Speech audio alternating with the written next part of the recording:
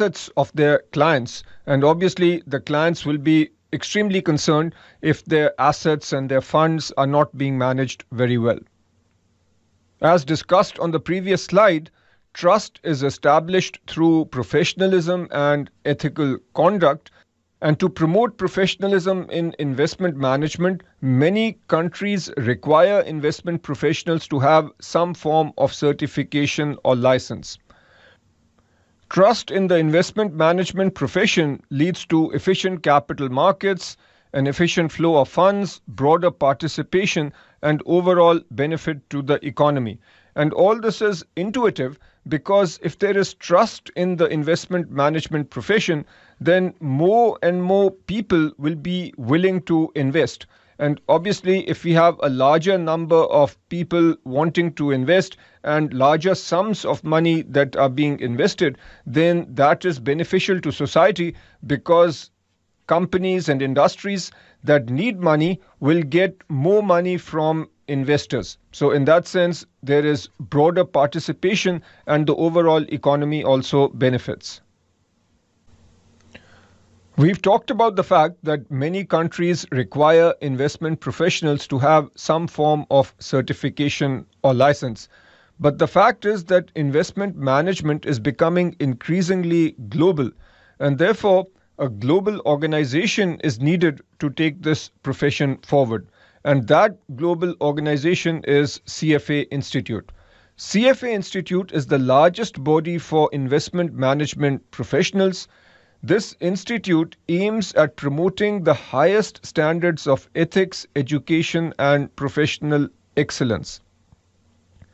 CFA charter holders and CFA program candidates are required to adhere to the code and standards and to sign annually a statement attesting to that continued adherence. So, CFA Institute publishes a code of ethics that is referred to as the code, and the CFA Institute also publishes standards of professional conduct which are referred to as the standards. So these are published, and anybody who signs up for the CFA program, and that would be you if you've signed up to take the level 1 exam, so you would be called a CFA program candidate. So you are attesting to the fact that you will follow the code of ethics and you will follow the standards of professional conduct. And the rest of the investment world recognizes that. Therefore, when the investment world is interacting with a CFA charter holder or a CFA program candidate, the clients will know that you are going to uphold a certain level of ethical values and that you will hold yourself to the standards that have been published by CFA Institute. It is also the responsibility of charter holders and candidates to maintain and improve their professional competence and strive to maintain and improve the competence of other investment professionals. So the larger point here is that the CFA Institute is the body for investment management professionals, and its fundamental aim is to promote the investment management community, the investment management profession, and to build trust in this profession. And by doing so, that benefits not just the investment management profession, but the overall global economy. Behaving in an ethical manner is not always easy.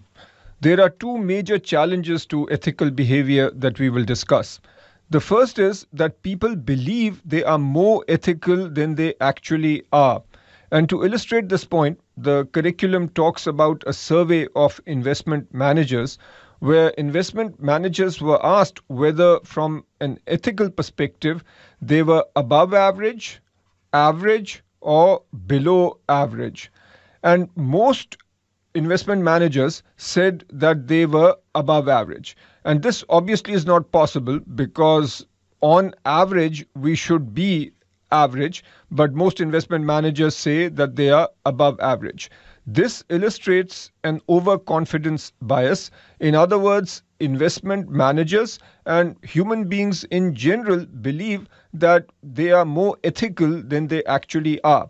And because of this overconfidence bias, investment managers might make unethical decisions without fully recognizing that fact. So, that is one major challenge. The other is that decision makers often fail to recognize or they significantly underestimate the effects of situational influences. This term situational influences is very important. Situational influences are external factors that shape our thinking, decision making, and behavior. So, I'm going to give you a simple example that I'm sure you can relate to. Let's say that you are taking an exam, and there are two possible situations.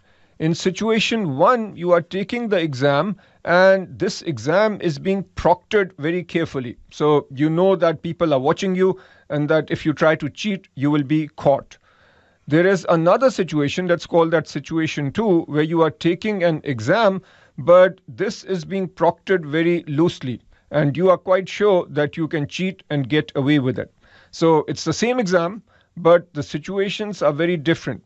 Obviously, in situation one, where you know that you are being monitored extremely carefully and cheating will have its consequences, you are less likely to cheat. Whereas in situation two, where you are quite sure that you can get away by cheating, there is a higher probability of cheating. Now, obviously, different people have different ethical values, but all else equal, an individual is more likely to cheat if the situation is conducive to cheating. So these are examples of situational influences where external factors have an impact on thinking, decision making, and behavior. Now let's apply situational influences to investment management. Most people, and especially those in investment management, are highly influenced by money and prestige.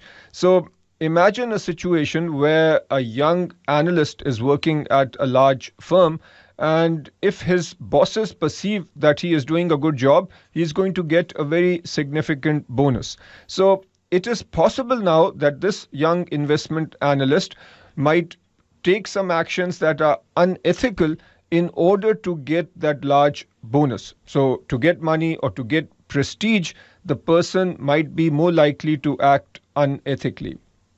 Another situation is loyalty to the employer, employees, or colleagues.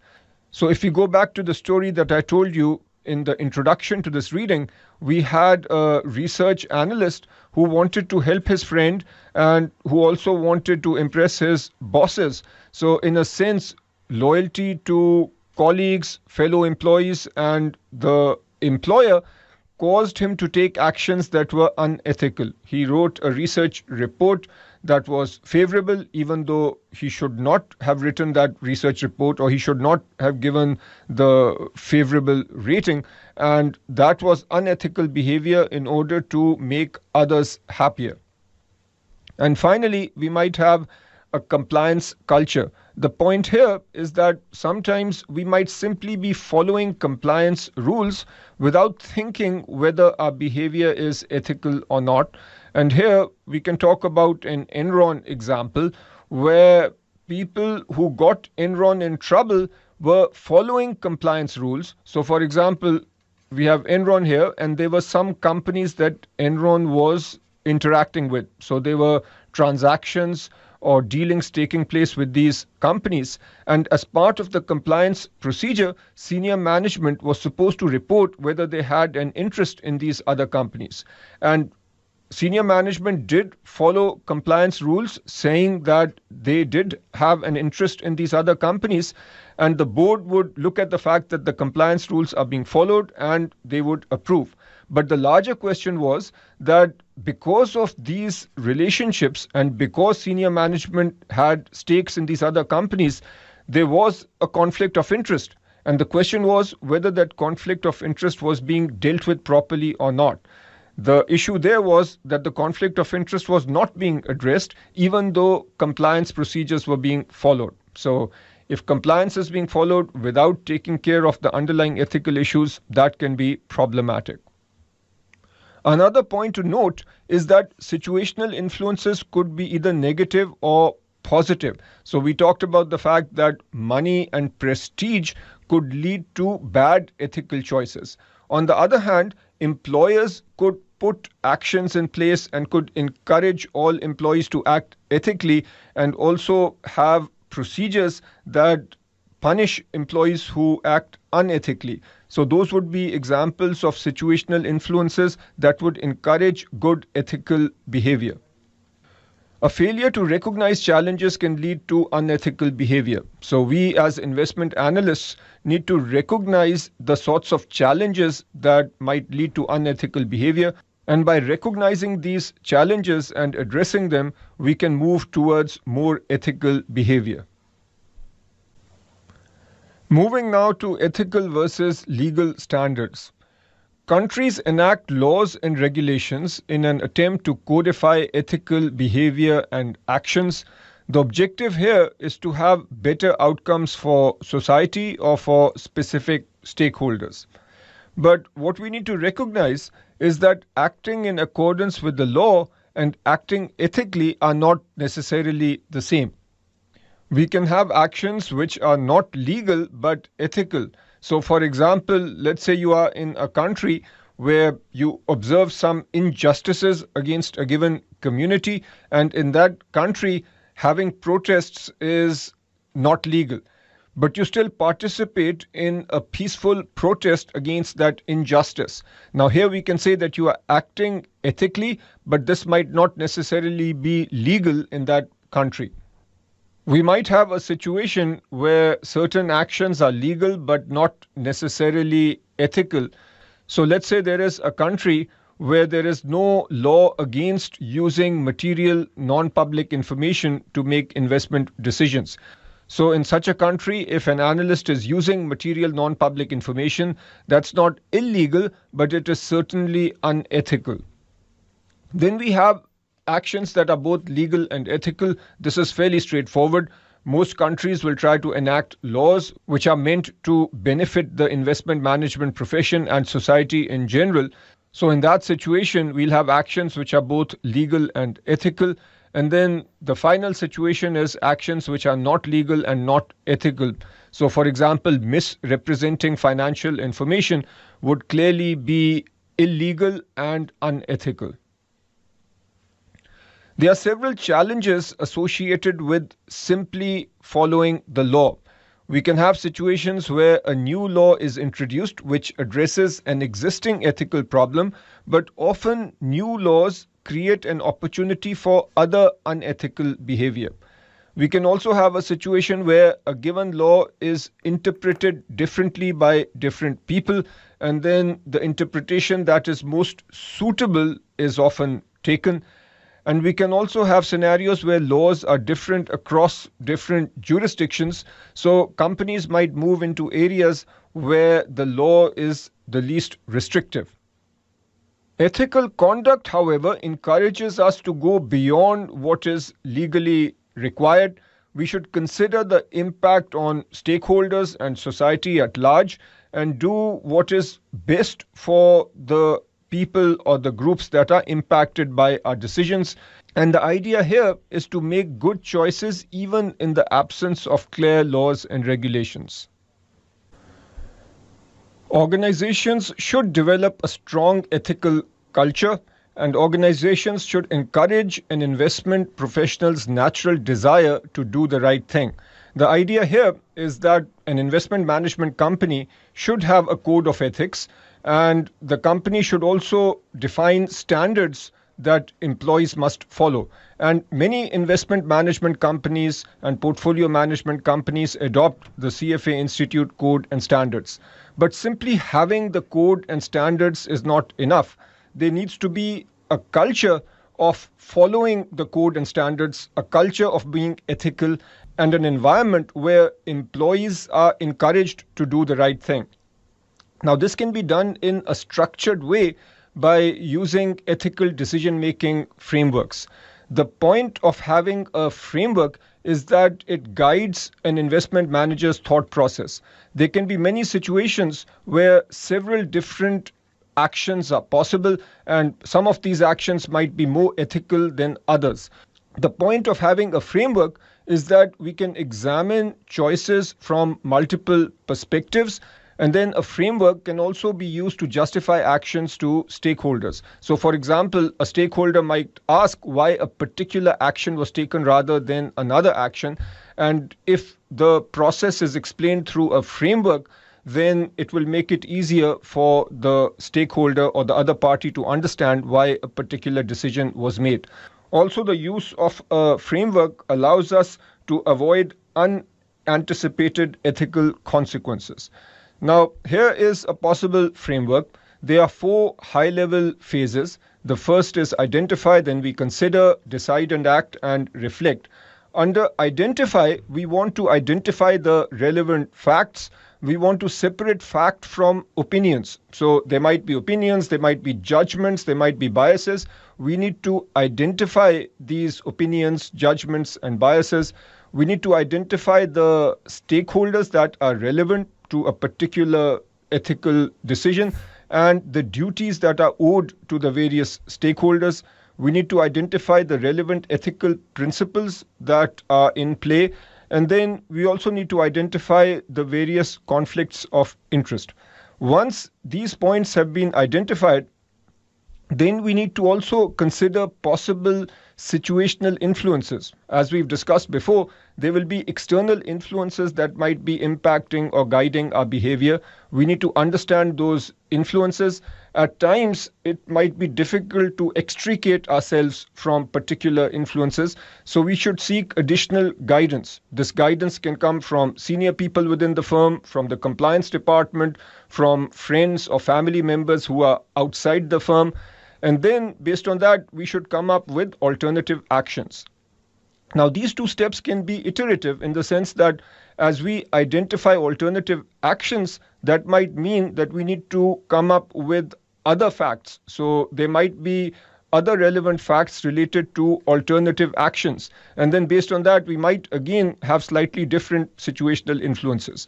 So based on this, we make a decision and act. And over time, we should also reflect over the decisions that we made and the consequences of those decisions. Ideally, our decisions should be ethical and the consequences should be good. But if it turns out that we are making decisions that are having a negative impact on stakeholders, then obviously we need to take corrective action. Now, at this point, I also want to say that in this section, there are 2 examples which are fairly long.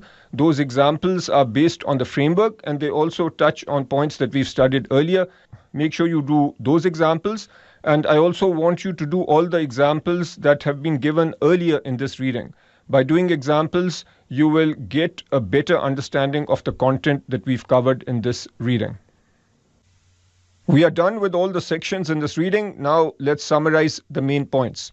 The first point has to do with the definition of ethics. Ethics can be described as a set of moral principles and rules of conduct that provide guidance for our behavior. Another definition of ethics can be based on the impact that our actions have on other people. So we can say that if our actions have a good impact on others, either directly or indirectly, then that is ethical behavior.